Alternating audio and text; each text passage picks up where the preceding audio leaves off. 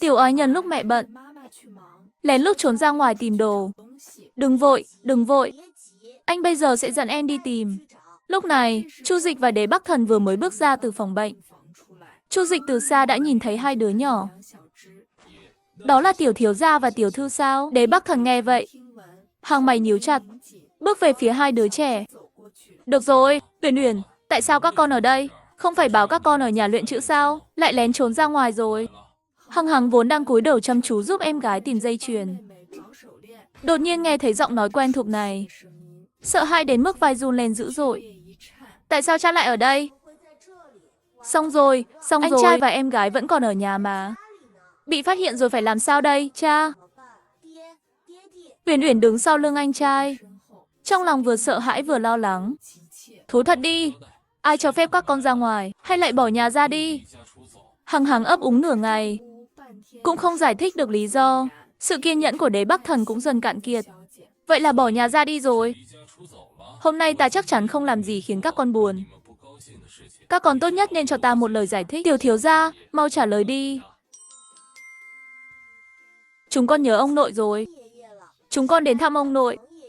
Muốn thăm ông thì có thể nhờ vệ sĩ đưa các con tới. Tại sao lại tự ý ra ngoài?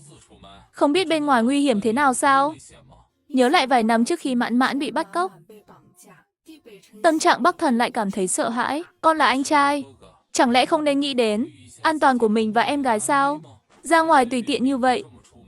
Là ta quá nuông chiều các con rồi. Uyển Uyển thấy cha sắp nổi giận, liền lấy quyển sổ nhỏ ra ghi viết. Là con nhờ anh dẫn con ra ngoài. Đừng trách anh. Ngay sau đó, Uyển Uyển tiến lại gần, chủ động ôm đùi Đế Bắc Thần làm nũng. Hy vọng cha đừng giận nữa. Đế Bắc Thần nhìn ánh mắt long lanh nước của con gái, trái tim lập tức mềm nhũn. Giờ biết làm nũng rồi. Lần sau nếu tái phạm, ta sẽ dạy dỗ các con. Đế Bắc Thần bế Uyển Uyển, cầm tay Hằng Hằng rồi bước đi. Hằng Hằng lúc này lo lắng đến mức cuống cuồng, chỉ có thể cố gắng ra hiệu bằng mắt cho em gái. Uyển Uyển nhìn thấy ánh mắt của anh trai, ghi nhớ kỹ, nhẹ nhàng gật đầu. Vừa ngồi vào xe, Uyển Uyển liền leo lên người Đế Bắc Thần. Con dùng tay nắm lấy áo của cha. Đế Bắc Thần không khỏi bật cười. Giờ biết làm nũng rồi. Sợ ta phạt con phải không? Uyển Uyển nhìn thấy anh trai đang bận rộn, liền tiếp tục viết trên quyển sổ nhỏ. Cha đẹp trai nhất rồi. Nhưng khi cha giận thì không đẹp nữa. Cho nên cha đừng giận nữa. Hãy luôn đẹp trai như vậy. Uyển Uyển thích cha nhất. Đế Bắc Thần nhìn những dòng chữ nhỏ, khóe môi không khỏi cong lên, khen khéo miệng. Hằng Hằng thừa lúc em gái đang dỗ cha, dỗ đến mức cha rối tung, lén lút gửi tin nhắn cho Nam ca ca. Hằng Hằng gửi xong một loạt tin nhắn, thấy em gái sắp không giữ được nữa, liền nhanh chóng thu điện thoại lại.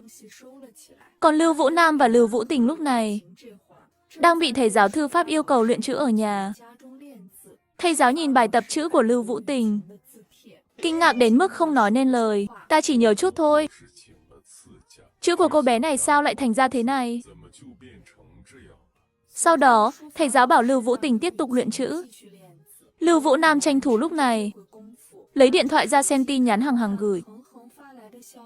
Liền giật mình kinh hãi, vội vàng đứng dậy đi đến bên cạnh thầy giáo. Thầy Tần, để Uyển Uyển nghỉ một chút đi. Hôm nay cô ấy chắc là không được khỏe.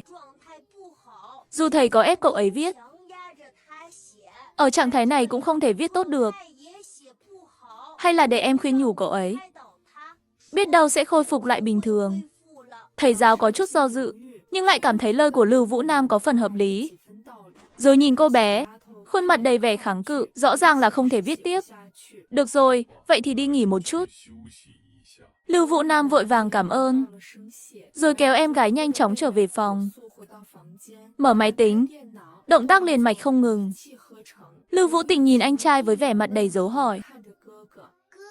Anh định làm gì? Hack hệ thống giám sát của biệt thự à? Để tiện chạy trốn. Chúng ta làm sao mà chạy chứ? Dưới lầu có rất nhiều vệ sĩ mà. Không sao đâu. Hằng Hằng đã nói cho anh cách rồi. Lưu Vũ Nam không rời mắt khỏi màn hình, cố gắng từng giây từng phút phá giải hệ thống. 5 phút sau, hai đứa trẻ lén lút xuống lầu, đi đến góc tường phía sau sân, gạt một đám cỏ sang bên. Trước mắt hiện ra một cái lỗ. Chui ra ngoài đi, anh trai. Đây là lỗ chó mà. Có lẽ đúng, nhưng giờ cũng không còn thời gian để nghĩ nữa. Nếu không bị phát hiện thì chết. Lưu Vũ Tình bất đắc dĩ, chỉ có thể gật đầu nhỏ, dùng cả tay lẫn chân bò ra ngoài. Bên bệnh viện, Lưu Hiểu Anh và Thịnh Thế Vũ trò chuyện vài câu, bỗng nhận ra hai đứa trẻ không thấy đâu. Ngay lập tức đi tìm khắp nơi nhưng không thấy người đâu. Bất lực, anh chỉ có thể đến quầy y tá hỏi.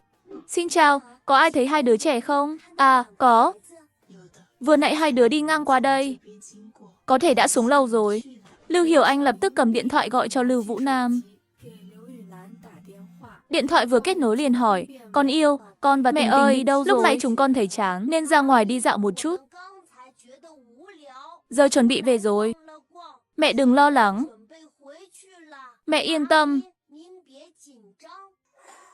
Hai đứa nhỏ các con sao lại dám liều như vậy? Nếu đi lạc thì phải làm sao? Mẹ yên tâm. Chúng con thông minh thế này, làm sao có thể đi lạc được? Vậy mẹ xuống lầu đợi các con mau về nhé. Vâng, chúng con sẽ về trong 10 mấy phút nữa. Lưu Vũ Nam cúp điện thoại, liền chặn một chiếc taxi đang đi ngang qua, đưa em gái đến bệnh viện. Hai đứa vừa đi không lâu, Đế Bắc Thần vừa lúc dẫn Hằng Hằng và Uyển Uyển cũng trở về biệt thự. Hằng Hằng và Uyển Uyển vào cửa, thần kinh căng thẳng, nhìn xung quanh, thấy thư pháp đang nghỉ ngơi ở đại sảnh. Thấy họ từ ngoài vào, trông rất ngạc nhiên, hỏi. Hằng Hằng, Uyển Uyển, sao các con lại từ ngoài vào vậy?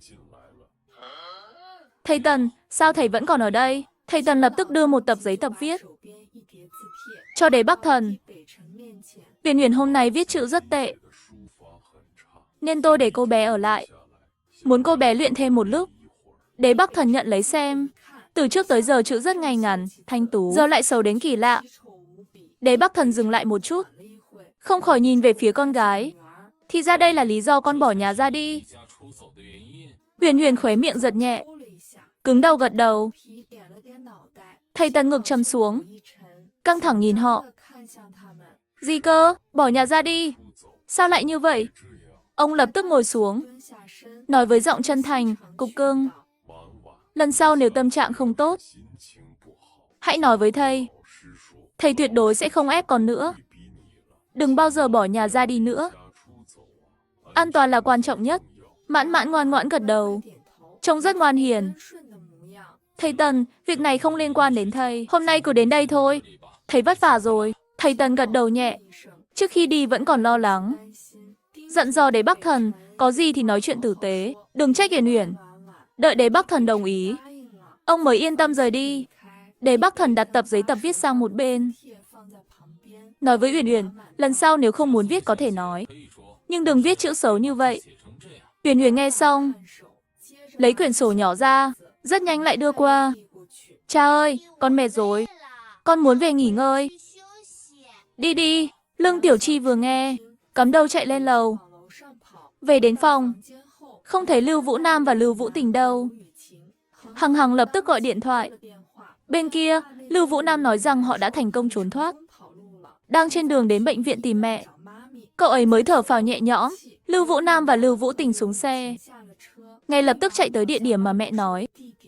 Mẹ ơi, chúng con về rồi. Hai đứa vừa hét vừa chạy về phía Lưu Hiểu Anh, còn ôm chặt lấy đùi cô. Mẹ ơi, con nhớ mẹ lắm. Ôi, Tình Tình, con có thể nói chuyện rồi à?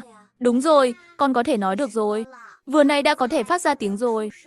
Vậy là tốt rồi, con không sao là tốt rồi. À đúng rồi, quần áo của các con lấy ở đâu vậy?